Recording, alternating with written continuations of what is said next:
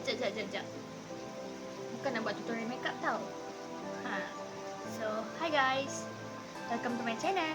So, today I just want to share to you how students yang duduk dekat college macam mana korang nak survive untuk makan korang. So, kat sini I have one tip which is it can help us, kita yang mana duduk kat college. So korang boleh cut sikit lah, macam kira macam berjimat ataupun mungkin boleh control korang punya pengeluaran, penggunaan wang untuk korang makan, untuk korang survive dekat college betul. Sebab yang mana duduk college, for now I'm still dekat college. Dekat college kita tak boleh nak keluar pergi beli barang ataupun something else dekat luar. So we just stay dekat sini, just order daripada Foodpanda, order daripada GrabFood ataupun something delivery lain-lain lah, makanan yang lain.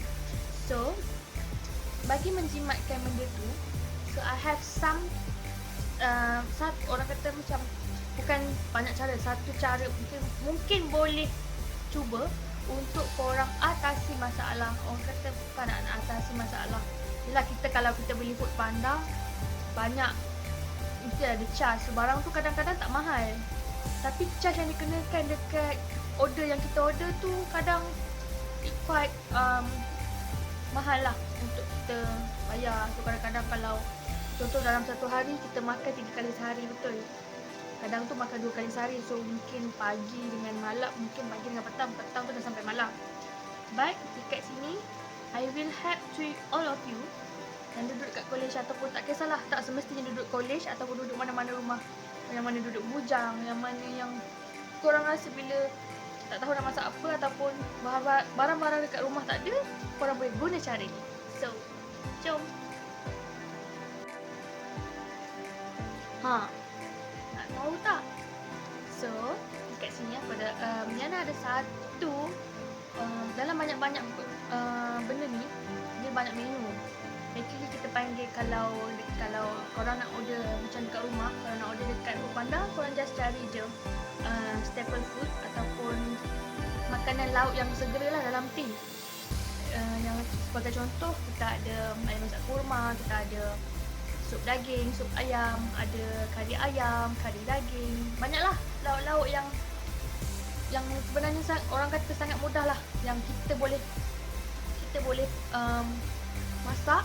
Bila contoh kalau in case barang-barang berdapur kat rumah, barang-barang basah kita dah habis ke apa, korang boleh pakai benda ni. Tak semestinya yang duduk college, tak semestinya korang duduk college ke apa-apalah.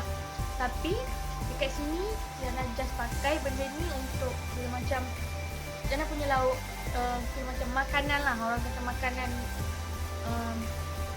sampai bukan makanan sampingan, dia makanan harian lah, boleh kata.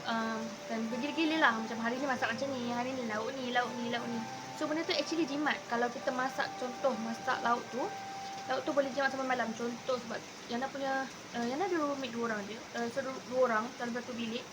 So kalau masak nasi lauk tu, kita orang akan masak daripada tengah hari sampai, orang kata sampai lauk tu akan sampai petang lah. So petang tu kita makan untuk dinner terus.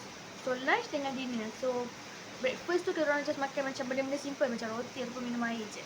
Alright, so jom kita tengok apa antara menu pilihan yang Yana akan masak untuk korang. Okay, so jom. So inilah antara orang kata contoh ataupun one of menu yang Yana pilih untuk macam untuk instructional video kali ini. So this one is kurma ayam daripada Yours. So this one is orang kata salah satulah contoh staple food yang korang boleh beli dekat mana-mana kedai ada, dekat mana-mana groceries, ataupun kalau macam yang korang tak nak keluar pergi kedai, korang boleh beli through daripada Foodpanda lah. Foodpanda ataupun Mi Shop, mana-mana shop online delivery, ataupun dekat Shopee pun ada. So dia ada 2 size, satu yang ni yang 280mg. So ada yang lagi satu dia kecil sikit lah, portion dia kecil sikit. So yang portion dia besar. So nanti korang akan nampak lah portion dia banyak mana dalam video masak nanti. So this one korang boleh makan dalam 2 hingga 4 orang macam tu. So portion dia serius memang banyak. And I think this is berbaloi lah kalau untuk korang. Okay, so jom kita masak. Antara bahan-bahan yang diperlukan adalah yang pertama, kita ada penambah rasa. Yang kedua, kita ada garam. Seterusnya, kita ada gula. Dan kita ada bawang putih, bawang besar ataupun bawang merah, mana-mana je korang boleh pakai. Dan seterusnya, kita ada minyak masak. Dan yang paling penting adalah kita punya kurma ayam. So, ini salah satu staple food lah yang kita boleh pakai untuk masak. Okay? Mula-mula kita kena potong dulu bawang merah. So, bawang merah tu ataupun bawang besar, kupas kulit bawang besar tu. Lepas tu ambil 3 ulas bawang putih, kupas dia punya kulit. And then seterusnya kita ambil separuh daripada bawang merah tu, kita potong, hiris halus-halus. Sama juga macam bawang putih, kau hiris, kita hiris halus-halus untuk 3 ulas tu, ataupun 3 ataupun 2 ulas je pakai. So korang hiris sampai hiris ikutlah nak potong macam mana pun, nak potong serong ke, nak potong halus sangat ke, nak cincang radu ke, tak kisah, terpulang pada korang. Then lepas kita dah potong semua tu, dah potong bawang putih, dah potong bawang merah, and make sure bawang merah dengan bawang putih tu basuh dulu sebelum korang tumis. Ingat tu, basuh dulu.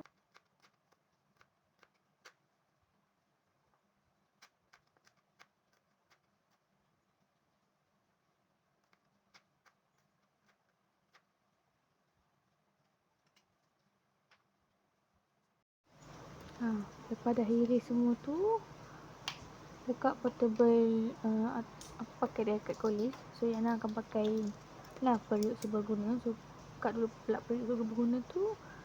Lepas tu tuangkan minyak tu sikit lah, tak payah banyak sangat, dalam 3 sudu besar. Ataupun terpulang lah, kalau rasa macam kurang, tambahkan sikit lagi minyak tu.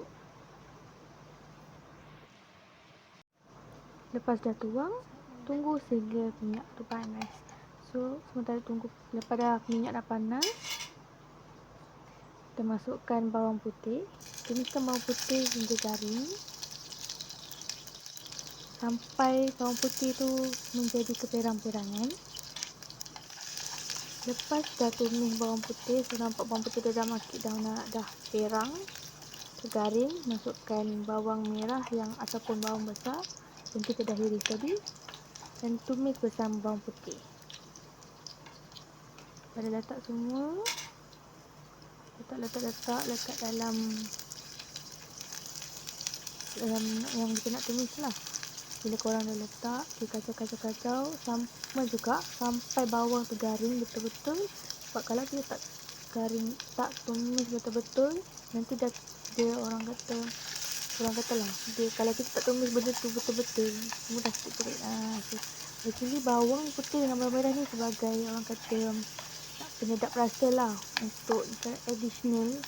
Ataupun tak kisah kalau korang tak nak tumis bawang putih dengan bawang merah dulu pun, nak masukkan terus pun boleh juga. So tumis sampai dia garing. Kacau sampai dia garing.